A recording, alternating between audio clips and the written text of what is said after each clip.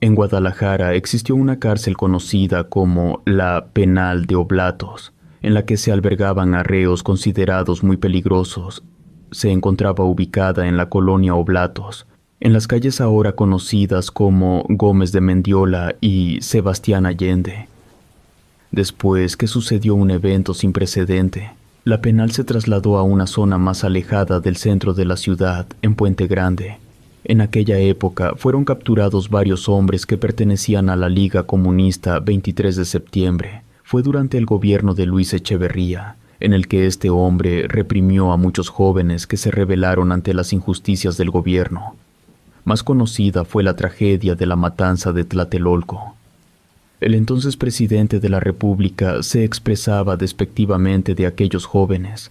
En Guadalajara también había partidarios de los mismos ideales. Fueron capturados 6 guerrilleros, que después de ser encarcelados decidieron fugarse. En ese momento en que ocurrieron los hechos era un adolescente.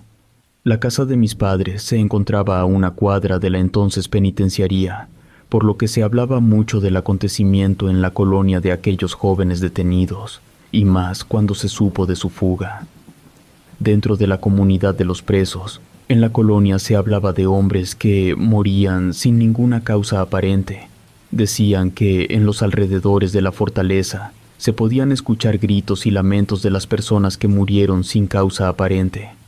Lo más probable era que todos los rumores que se decían de los reos se quedaban en la misma colonia, porque cuando le platicaba a alguno de mis compañeros sobre lo que ocurría en el penal, me decían que no se habían enterado. También había que tomar en cuenta que en aquel tiempo no había tantos medios de difusión. Fue un gran escándalo cuando los presos se fugaron de la cárcel, porque supuestamente se había construido para evitar las fugas.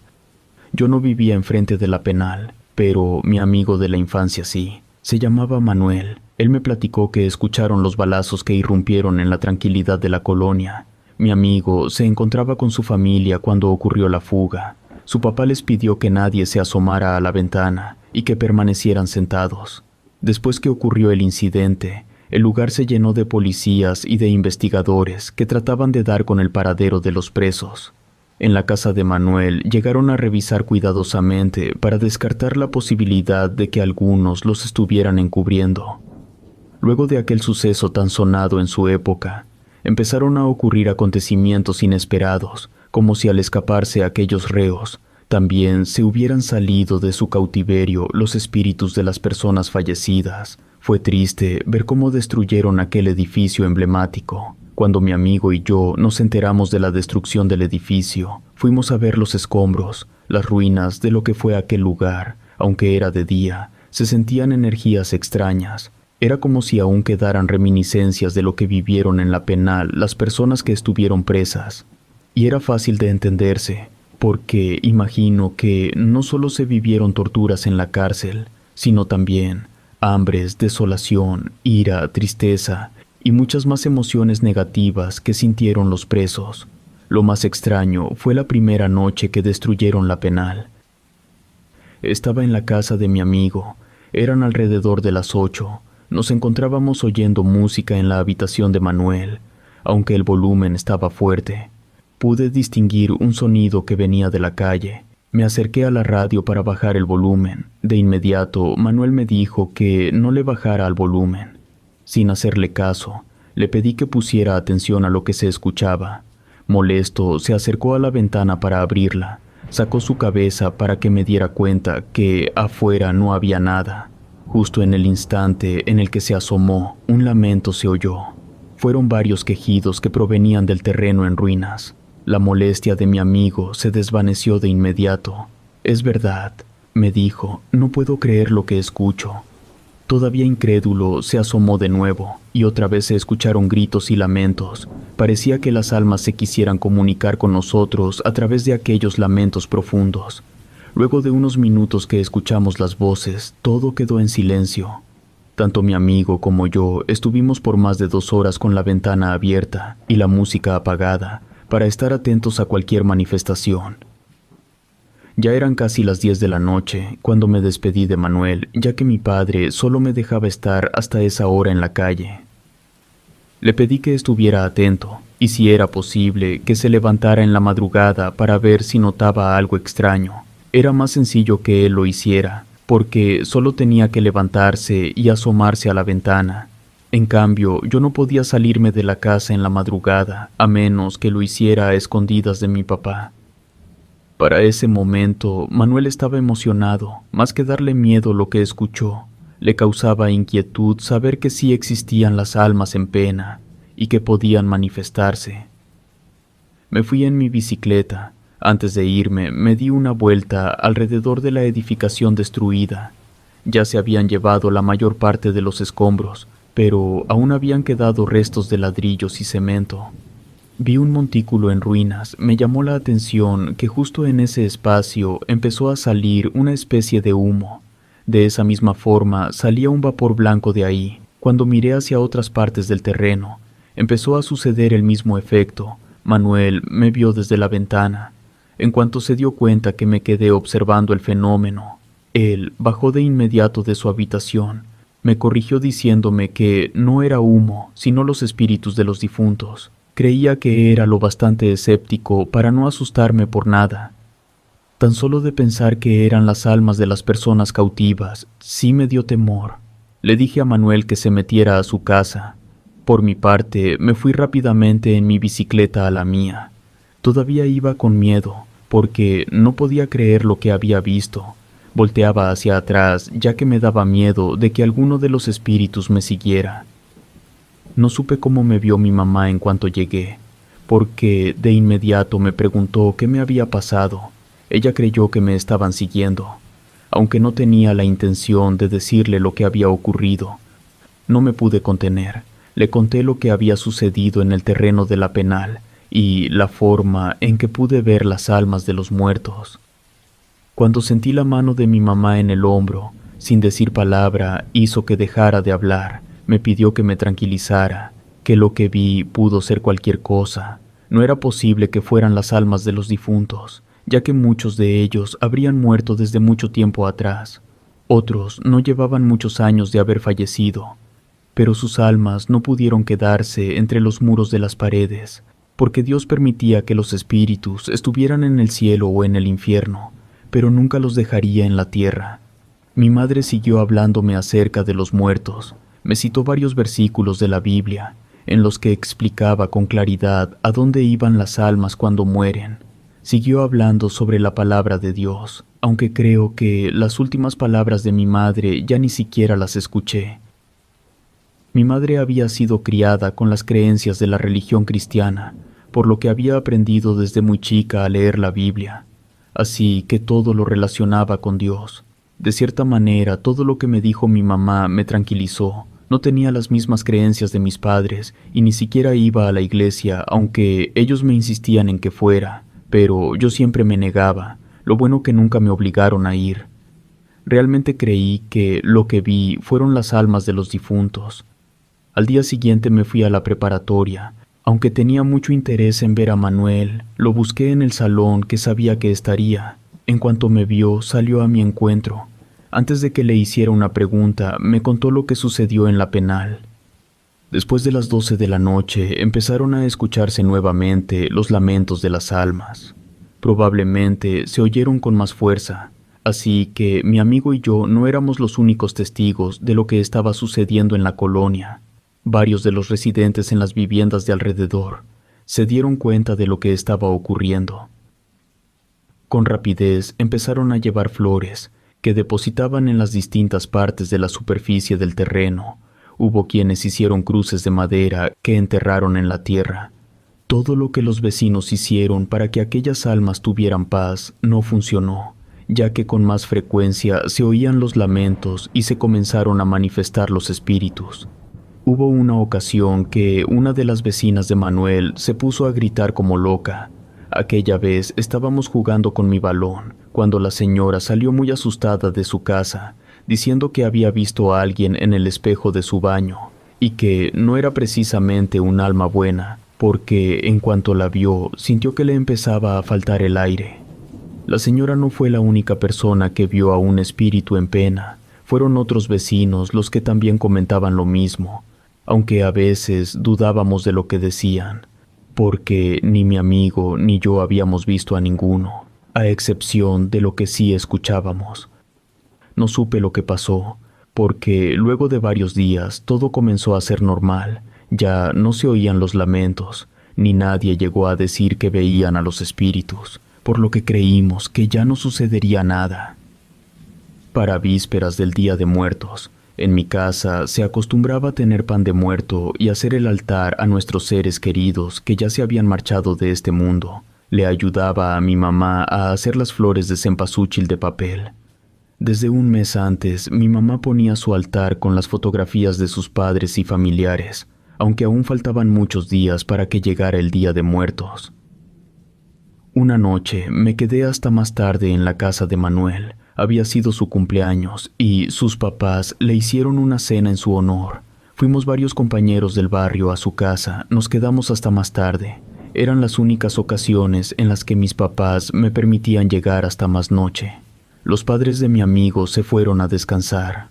Nosotros nos quedamos en la cochera platicando. Nos estábamos pasando una noche muy agradable, por lo que no nos dimos cuenta de que era muy tarde. De repente, uno de nuestros amigos nos dijo que había visto que algo se movía entre los árboles. Para esas fechas ya se nos había pasado la fiebre de que se escuchaban lamentos, porque solo ocasionalmente se oían. Pero como era tan esporádico, de cierta manera como que nos acostumbramos a ellos. Manuel también dijo haber visto a alguien que estaba detrás de un auto, y nos apuntó hacia aquella dirección. No tengo las palabras correctas para decir lo que vi, porque era una sombra oscura a la que no se le veía el rostro. El resto de los amigos de Manuel también comenzaron a decir lo mismo, por lo que nos metimos al interior de la casa. Ya no nos dio confianza estar en el exterior. Lo que sea que se encontrara fuera de la casa de Manuel no se quedó conforme con que nos metiéramos, porque empezaron a escucharse que se quebraban las macetas que tenía la mamá de Manuel en la cochera. Pero como no hicimos el intento de salir, aquel espíritu comenzó a tocar la puerta. Fueron golpes fuertes que solo nos hacían brincar de miedo. El papá de mi amigo salió al escuchar el alboroto.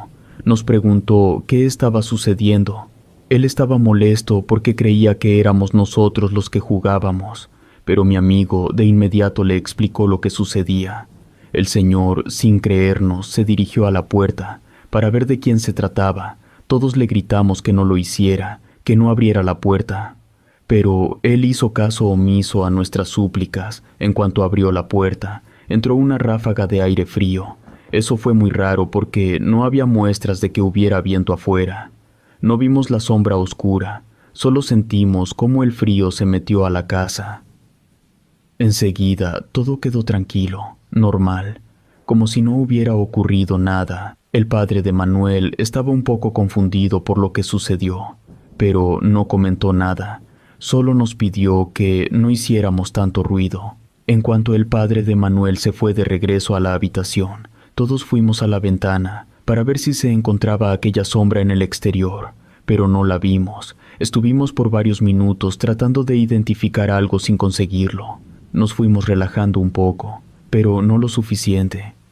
Después de un rato de continuar en la casa de Manuel, nos despedimos y nos fuimos a nuestras casas. Yo me fui con un amigo que vivía a 2 cuadras de la mía. Mientras caminaba al lado de mi otro amigo, le pregunté qué pensaba sobre lo que vimos en la calle, aquella sombra oscura que estaba detrás de los árboles, sin imaginar lo que me iba a decir.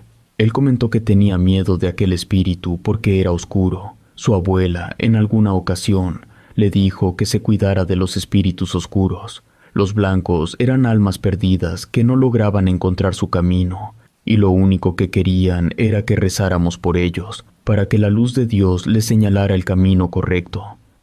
Pero los espíritus negros eran de gente malvada que había hecho alianza con el demonio, y no porque fuera a través de un conjuro, sino por sus acciones. Fueron personas que odiaron y le hicieron daño a su prójimo.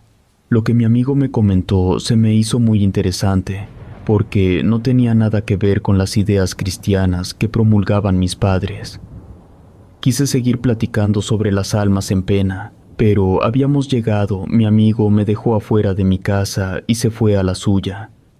En cuanto entré a mi casa, le avisé a mis padres que ya estaba en casa. Fui por un vaso de agua antes de irme a mi habitación. Había pasado un rato y comenzó a darme sueño, y pude escuchar el lamento que días antes había oído junto con mi amigo, lo que me hizo recordar el suceso en su casa, aunque en esta ocasión, más que lamento, lo oí como un grito que irrumpió en el silencio de la colonia.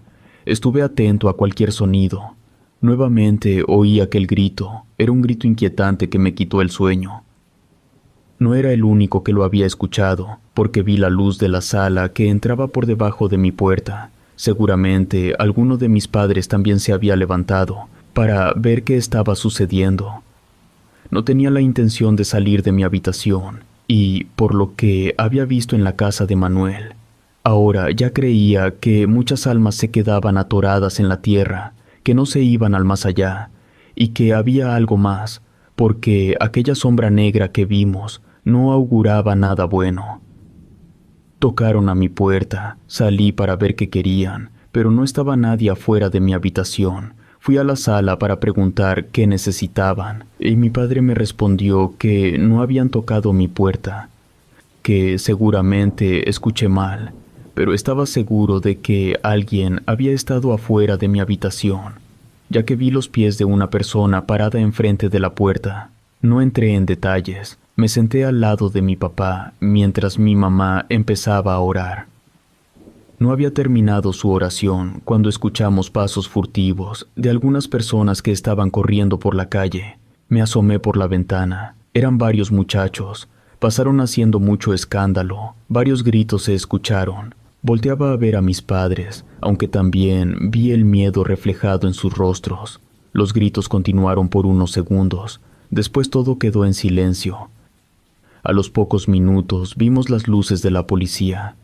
En un principio pensamos que solo eran ruidos escandalosos que hacían los muchachos, ya que eran jóvenes con adicciones, por lo que ya nos íbamos a dormir de nuevo.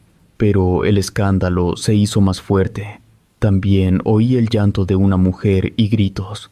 Mi papá fue el primero en asomarse. Varios vecinos también estaban afuera de sus casas. Uno de ellos, en cuanto vio a mi padre, se acercó a él. Le comentó que uno de los muchachos parecía muerto.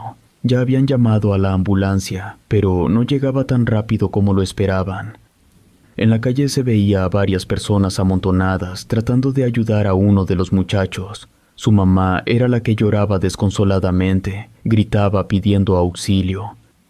Yo me sentía consternado. Nunca había visto la muerte tan cerca, pero a su vez tenía la sensación de que había alguien más en esa calle, y no era precisamente un vecino, porque ya habían tocado a la puerta de mi habitación y no había visto a nadie.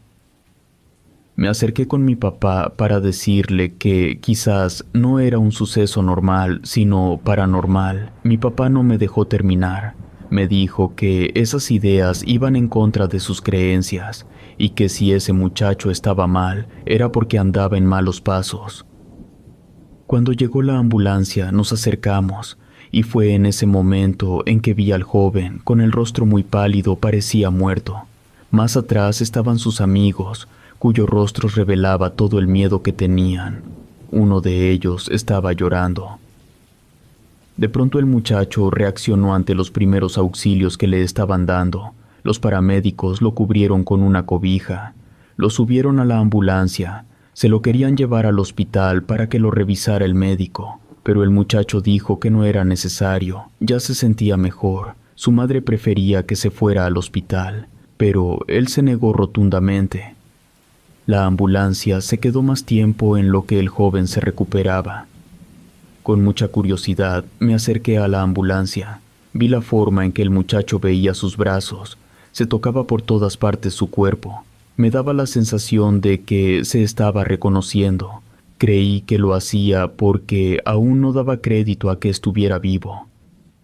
Cuando notó mi presencia, se sonrió de una manera inquietante. Sus ojos se quedaron fijos en mí. No pude con esa mirada. Me alejé rápidamente de ahí. Era raro, pero tenía una teoría. Creía que el muchacho no era él realmente, pero todo era basado en especulaciones, por lo que no dije nada. Luego que los paramédicos lo estabilizaron, le dijeron que se podía quedar en su casa. Me llamó tanto la atención que, al bajarse de la ambulancia, caminó hacia el lado contrario. Su mamá le dijo que no era por ahí y le apuntó hacia donde tenía que ir. Él sonrió diciendo que solo estaba bromeando, que sabía perfectamente dónde estaba su hogar. Ya ni siquiera se despidió del resto de sus amigos, que todavía lo veían asombrados. Poco a poco se fue quedando sola la calle. Mis papás se fueron a la casa. Mi madre fue la que me jaló del brazo pidiéndome que entrara a la casa. Antes que me metiera a mi casa, me detuve para verlo. Él me sonrió y entró a su casa. Mis padres se quedaron un rato platicando el suceso. Yo me fui de largo a mi habitación, porque tenía la sensación de que el vecino realmente había muerto y que ahora estaba en su cuerpo aquel espíritu que vimos. Pero cuando reflexioné, mis pensamientos se me hicieron tontos e irreales. Me llevó tiempo poder dormir, principalmente porque los perros seguían alborotados en la calle, ya que no dejaban de ladrar. A partir de aquella noche, cada vez que tenía oportunidad, vigilaba a mi vecino. Le ponía atención desde la ventana de la sala o desde mi habitación. Lo que fue muy notorio es que el vecino pronto empezó a tener muchas cosas materiales. Compró un auto. Como fanfarroneaba con todo lo que tenía, era fácil darse cuenta de lo que pasaba. Por su parte, Manuel me decía que imaginaba cosas. Yo le decía que aquella sombra oscura que vimos era el espíritu de uno de los delincuentes de la penal y que había entrado en el cuerpo de mi vecino. Se escuchaba ridículo lo que decía, pero creía en lo que veía. Sobre todo una madrugada en la que llegó el vecino junto con otros muchachos. Venían de robar algún establecimiento o un transeúnte. Lo vi a través de mi ventana. Tenía las luces apagadas. Él empezó a contorsionarse de una forma extraña, como si se diera cuenta que lo veía. Volteó en dirección a mi casa. Luego les dijo a sus amigos que esperaran. Corrió hacia mi casa y se quedó frente a ella. Miraba el balcón de mi habitación. Yo estaba aterrado. Me hice hacia un lado, tratando de que no me viera, porque temía que me quisiera hacer daño. Duró afuera de mi cuarto por unos minutos. Luego escuché cuando se marchó. Más que un hombre, parecía un demonio. Cuando le conté a Manuel lo que me sucedió en la noche, fue cuando me creyó. Me dijo que buscaríamos la manera de proteger nuestras casas. La abuela de uno de nuestros amigos sabía de amuletos y protecciones. Lo sabíamos porque él nos dijo. Pensamos en buscarlo al día siguiente, para que nos llevara con su abuela, pero no fue necesario, porque aquella madrugada se escucharon varios balazos en la colonia. Muchos vecinos nos dimos cuenta de lo ocurrido. Hasta el día siguiente pudimos enterarnos por las noticias que unos jóvenes intentaron asaltar una tienda grande. Con lo que no contaron era que tenía vigilancia. 2 de los asaltantes salieron heridos. Uno de ellos había muerto. Tenía mucha curiosidad de saber quiénes habían sido, aunque casi estaba seguro. Fui en mi bicicleta a la casa de Manuel. Él ya iba a mi encuentro. Ya sabía quiénes habían sido los delincuentes. Eran mis vecinos. Y el que murió fue el que teorizaba que estaba poseído. Después que se llevaron presos a los delincuentes y le dieron sepultura a mi vecino, los asaltos cesaron en ese lado de la ciudad. Los lamentos continuaron escuchándose de nuevo. No era con tanta frecuencia, pero había ocasiones en las que oía el mismo lamento. En el lugar en el que estaba la penitenciaría construyeron una unidad para que todos los colonos disfrutáramos de ella. Al principio no quería ir a jugar a ese lugar. Tenía la sensación de que aquel espíritu seguía vagando. No veía nada extraño, solo tenía la sensación de que alguien me observaba, pero creí que todo era producto de mis nervios. Con el tiempo me fui a vivir a otro lugar. Todavía voy ocasionalmente a la colonia en la que vivimos, y a veces veo a Manuel. Él todavía sigue viviendo en la misma casa. Manuel es el que me ha dicho que en pocos momentos ha escuchado aquellos lamentos. Aunque se oyen muy lejanos, realmente no sabe a qué se deben. Él me dijo que cuando se duerme muy tarde, en más de 2 veces llegó a ver aquella sombra negra que vagaba en la oscuridad, pero ha preferido no comentar el suceso, porque lo juzgarían de loco. En lo personal sí lo creo. Mi teoría es que es el espíritu de un alma que hizo actos horribles en vida. Relato escrito y adaptado por Adriana Cuevas.